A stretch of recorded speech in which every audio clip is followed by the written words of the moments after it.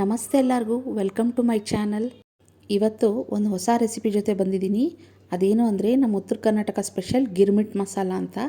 ಬನ್ನಿ ಹೇಗೆ ಮಾಡೋದು ಅಂತ ನೋಡೋಣ. ಮೊದಲಿಗೆ ಒಲೆ ಉರಿ ಹಚ್ಕೊಂಡು ಒಂದು ಬಾಣಲೆ ಇಟ್ಕೊಳ್ಳಿ.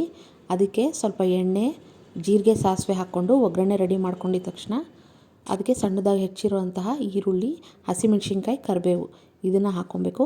ಬೇಕಾದರೆ ನೀವು ಖಾರಕ್ಕೆ ಹಸಿಮೆಣ್ಸಿನ್ಕಾಯಿ ಬದಲು ಪೇಸ್ಟ್ ಕೂಡ ಹಾಕ್ಕೊಬೋದು.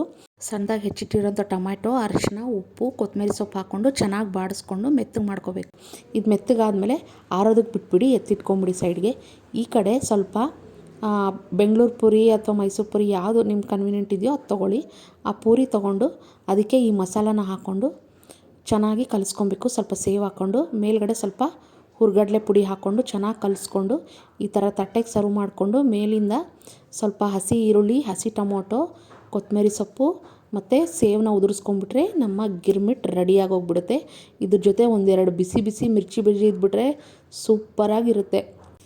ಇದು ಹೆಚ್ಚು ಕಮ್ಮಿ ಚುರುಮುರಿ ಬೇಲ್ಪುರಿ ಥರನೇ ಇರುತ್ತೆ, ಬಟ್ ಡಿಫ್ರೆಂಟ್ ಮೆಥಡ್ ಮತ್ತು ಟೇಸ್ಟ್ ಎರಡೂ.